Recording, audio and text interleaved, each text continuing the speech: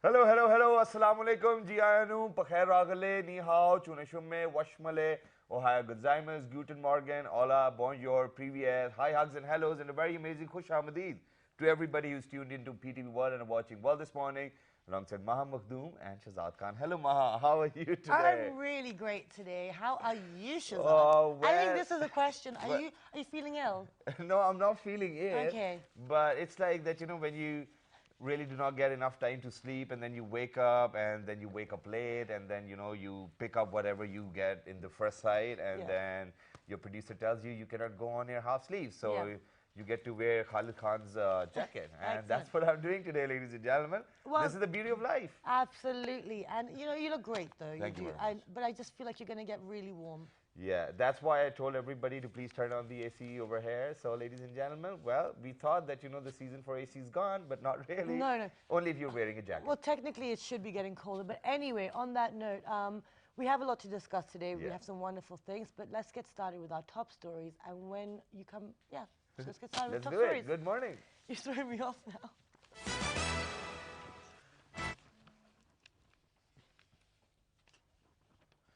Prime Minister Shahid Khaqan Abbasi says Pakistan has diversified sources for its military and other requirements, not solely dependent on the United States.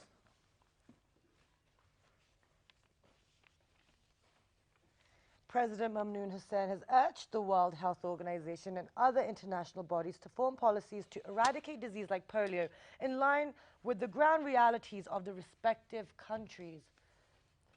A lot of people saying the right things. Yeah. Pakistan's economic growth is expected to accelerate to more than 5% in the current and next year if the fiscal deficits are well managed and external stability is maintained. Some of these newspapers have text missing, just FYI, guys. Yeah, I think people kind of figured it out. And moving on, the first autumn snowfalls have swept across northwest China, Gansu province since Sunday, bringing temperature down sharply. I am aching for the winter and snow. Same here, man. Imagine me with a jacket. Pakistan will resume their second innings today at 198 for 5 against Sri Lanka while chasing a demanding target of 317 on final day of second day night test in Dubai. Wow.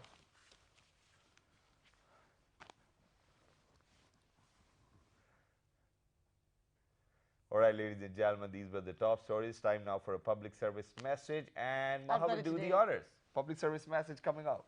You're going to hate me for it. Really? So, welcome back, guys. And the public service message is today we have a live example, time management. Yeah. And making sure that you are ready for your days and your activities because it's about being productive and not being rushed. And I mean, right now, it's all fun and games and we're joking around. But, at the end of the day, you don't want to rush, especially if you have to drive. You don't want to take any unnecessary risks that puts your life and other people's lives in danger. So if you guys have to get somewhere, give yourself enough time and give yourself a window of margin in the middle, for certain unforeseen events that could happen. Like protocols, like these days there's a lot of stuff happening with the politicians and a lot of inquiries. So be careful, guys, and manage your time properly. Well, I think it wasn't really a public service message. This was a message for an individual, and I get it, Ma. It's all right. It's if you want to take it personally, that's up to you. But that's what it is. But that's a great message. I think that's what I'm trying to convey over here. It's because, like we can do it because we wake up early, but when people are driving really fast, and I've seen it, you can cause accidents, you can do something unnecessary. So that's the message. And now we should get started with this show. All right. So, ladies and gentlemen, today, whatever we're going to talk about, obviously, is dependent on what the guest has to say, what their perception is about theatre, film, and drama industry over here in Pakistan. Now, we have seen that the film industry, they say that, it is reinvented. I think this is the word which I'm going to use. I'm not going to use any other word because of the fact that we have got newer equipment, we've got newer artists, we have got newer people who are actually writing the scripts as well. But then at the same time, the dilemma is that why are we trying to copy somebody who's actually just like us? Okay, and another thing is, yeah, talking about the diversity, the variety, and the quality of the subject matters we're putting in. And we've been having a lot of discussions lately about artistic expression Yeah. and what is the responsibility on the people within the media, the ones who are the directors, the ones that are the writers. And there's another form now. You have the web online Yeah. entertainment We've got world as popcorn, well. we've got Netflix, we've got iFlix, you know, No, we've but got so people are many other using platforms like as well. even like Facebook platforms to launch web series. They're creating issues. You know, you have ladies only. You have people. We're going to be discussing. Even our guests have released things online as well. So we're going to talk about the evolution of the entertainment industry as So well. let's do it now. So And for my producers, can we please turn on the ACs? yes, please.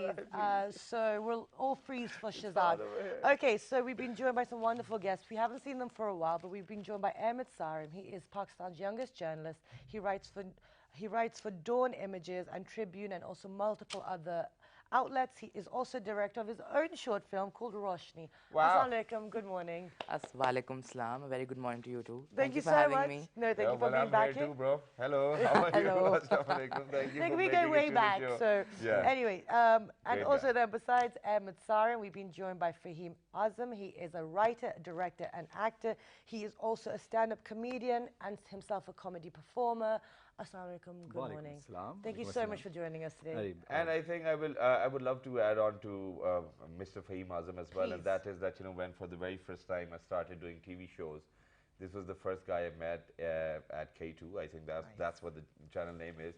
And ladies and gentlemen, he's such a phenomenal actor that, for example, even if I tell him right now that, you know, okay, your line says that you have to cry in between, he'll cry in a way that you'll start crying too. So I think this is what I call phenomenal actor as well. Thank you very much for My honor. making it to the show, but let's get started with the conversation. So Shazad, would you like to start? All right, I can start. It's You perfectly can all ask the right. first question. Okay, so the first question is obviously from Mr. Fahim Azam, and that is that we know that, you know, Parchi is coming this year as well. There are other films. Now, I want to get started with where Na Maloom Afraad 2 got banned. okay. How do you think that we are promoting our industry? I mean, the thing is that so few films are being made that each film is under a lot of scrutiny, which is unfair with these films. But of course, I mean, this is a part of the process when you're beginning to make films in an environment where films are not generally being made, or there's been a dearth. So when you're making a film, it becomes a news. Yeah. So it's an easy promotion for you that, you know, nobody's making it, we're making it, okay, so everybody knows about it. Now, when everybody knows about it, it's natural that it'll come under scrutiny. Some people, you'd put off a few people, and then, you know, the kind of management that we have, we sometimes make decisions which would generally not make sense. I mean, it's not just with Pakistan. You go outside, I mean, so Na Maloom Afraad 2 has been banned outside of Pakistan as well. Outside of Pakistan as well? Yeah, so I think it's banned in UAE as well. It was not allowed I'm not to. sure about it. Yeah, so now Yeah, it in these situations, I think we need to be a little soft with our films. But then again, I mean, as part of the process, you can't control a lot of things that happen with such a small. You don't even call it an industry, do you? You shouldn't. But why after you- 5 weeks then?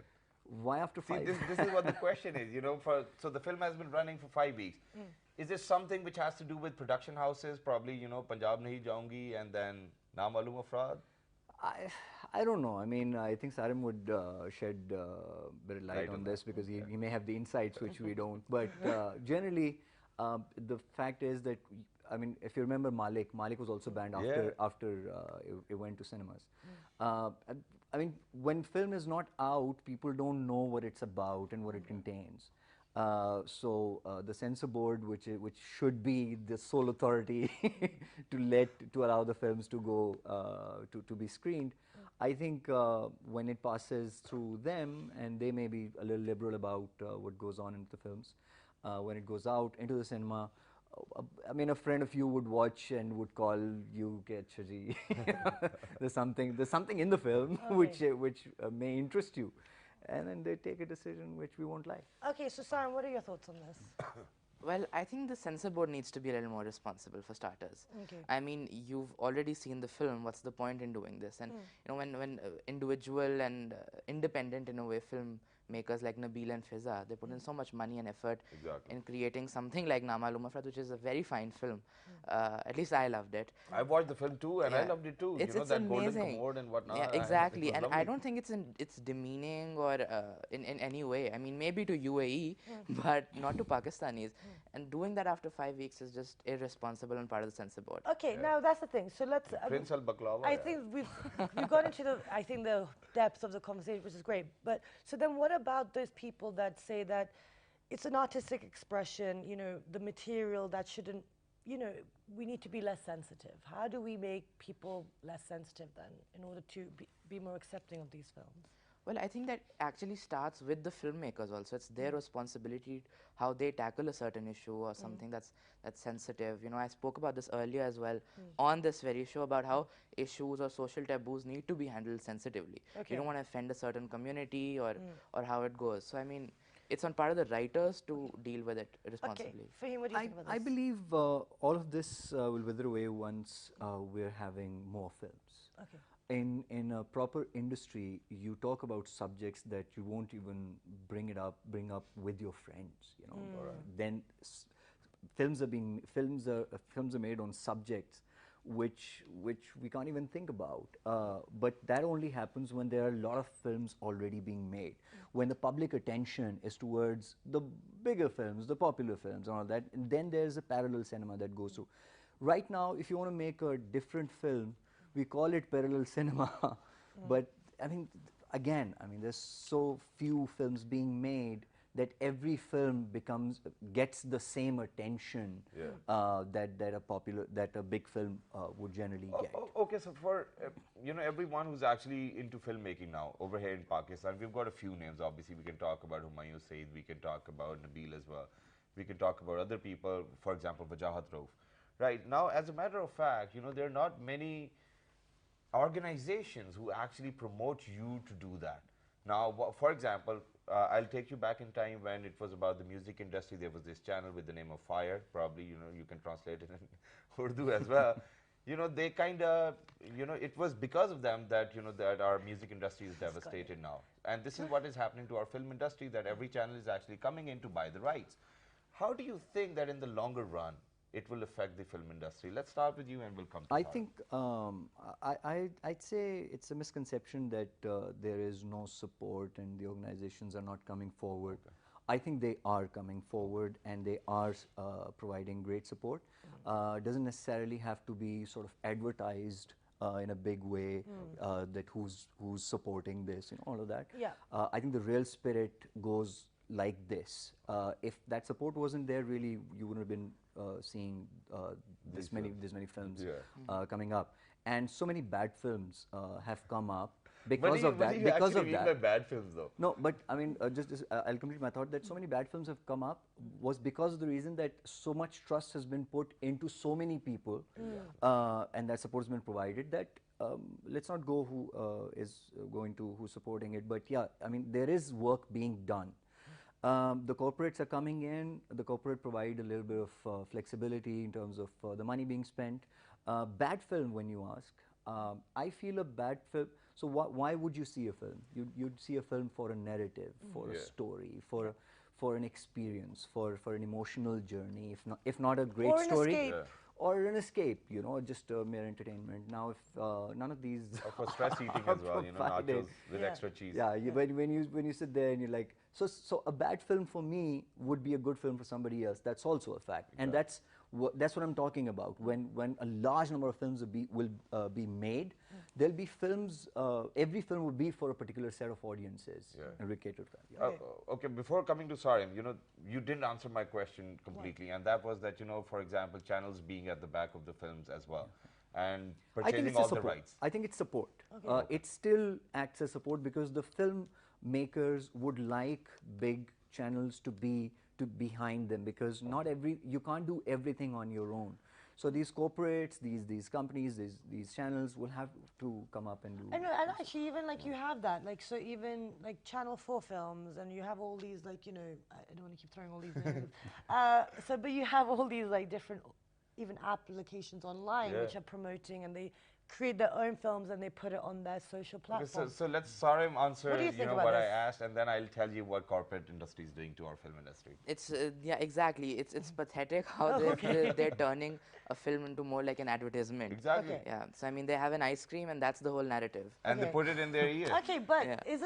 isn't like when you look at entertainment industries and abroad, you have Hollywood, Bollywood, even in Europe, but it's about product placement. That's how Yeah. you bring in the money to pay for the But that's making of done the very film. intelligently. You know, there's a difference how you just put it in your Probably it's in in your face, defocus, it's a somewhere frame in where the there's background. this, Yeah, exactly. Okay. But over here, it's like in the front. Okay, All okay. right. So like so Sarah, what do So you there's want a to say? difference in doing it subtly and then putting it in your face and just making the viewer understand why this is the best product for them to buy. That's not why people watch a film. So how do we do it then? How do we learn and how do we grow? And then we will share a trailer with you for one of our own films after knocking them. Which is not bad. But I can mention a film, right? Yeah, Sure. of Yeah, course. so you there's mentioned this film it. called Chale The Saath, which didn't really do as well. I was Yeah. disappointed myself. It was by But- that green bottle, right? Exactly. So they had this cola sponsoring them, but I think it was done very intelligently. They had it somewhere in the background, or they held it in their hand, which was natural because you do drink cola. But telling somebody कि ये P low, that's too much. Okay. I would just like to add very briefly to this because I have a marketing background as well and I write for films You as also, well. Now the problem is you have to start writing well, and that's how the corporates will start understanding on how to put the. If a film is not written well, and a corporate has given you good 20 odd million. They would want something out of it. So if it's a well-written film, really you wouldn't face that problem. I mean, I'm not very pro corporates as such. I could speak loads about what ills it brings to different mediums, but this may not be one. Okay. And here I think the focus needs to be given to how the films are being written. Okay, and that's wonderful because we are going to talk about the quality of the script writing in a moment. But first, we're going to share a trailer with you for our very own homegrown film. Let's take a look. PNJG. Punjab nahi Nahi jaungi, jaungi. ladies and gentlemen. Why? And I'm still loving 20 odd million. Yeah. Who says million and odd together? All right, but Punjab nahi jaungi coming together, ladies and Let's have a gentlemen. look.